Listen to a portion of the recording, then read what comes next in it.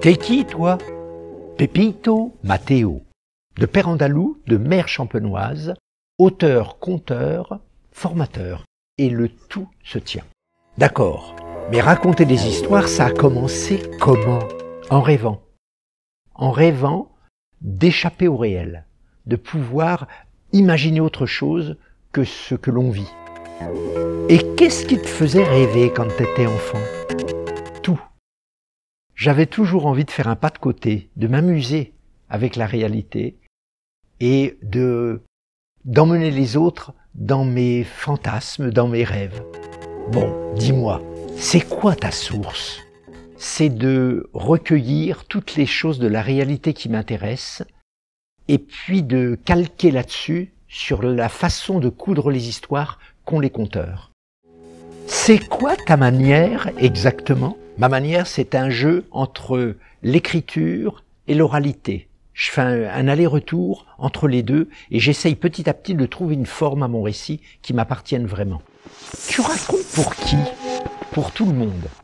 Même si on ne raconte pas tout à fait pareil à chaque public, si c'est des enfants ou des adultes, mais je préfère raconter dans le noir et parler à l'oreille de chacun. J'aimerais bien savoir, c'est quoi tes ombres et tes lumières?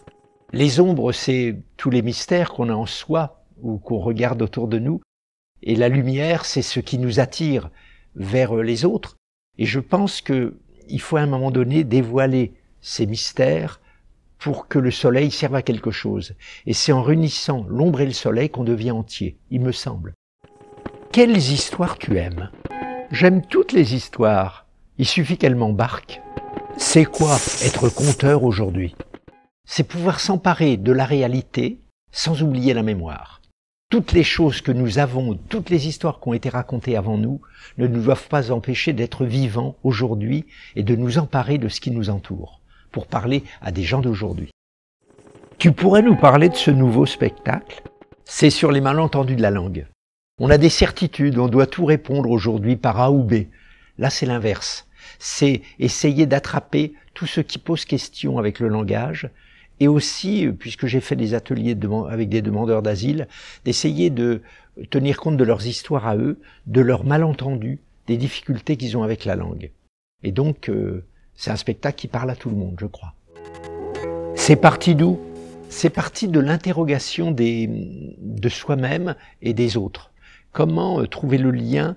Comment s'entendre quand on ne parle pas la même langue, quand on ne parle pas tout à fait des mêmes images, puisque chacun est différent. Et ça nous emmène où? Ça nous emmène vers les autres. C'est la biodiversité du langage. Dans un monde où il faut avoir des réponses toutes faites, la parole, les histoires nous amènent vers une alternative, vers des mondes possibles. En tout cas, vers une ouverture.